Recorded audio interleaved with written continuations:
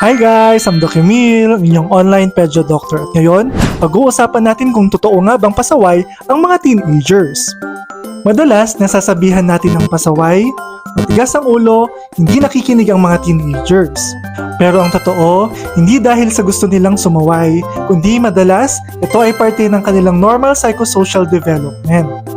Ang psychosocial development ay isang normal na proseso na pinagdadaanan ng mga teenagers kung saan hinahanap niya kung sino siya, saan siya nababagay at kung paano siya magiging independent.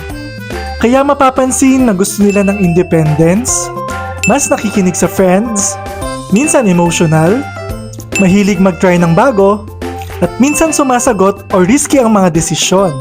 At may science sa likod niyan. Sa adolescent brain, mas nauna kasing ma-develop ang limbic system na siyang responsible para sa pakiramdam ng reward at emotions. At ang parte ng utak na tinatawag nating prefrontal cortex na siyang responsable para sa long-term decision making at impulse control ay nagiging fully mature by the age of 25 pa. At ito ang dahilan kung bakit kahit alam nilang mali na ito, ay ginagawa pa rin nila. Hindi ibig sabihin nun ay pasaway or hopeless na sila. Kasi, teenagers are actually learning. Sino ba ako? Saan ako nabibilong? Ano ang mga values ko? Normal din na mag-question sila sa mga rules habang binubuo pa nila ang kanilang identity.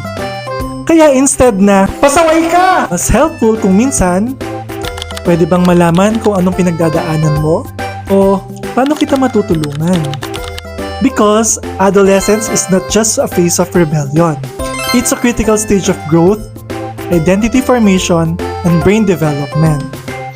Bye! Sana may natutunan kayo!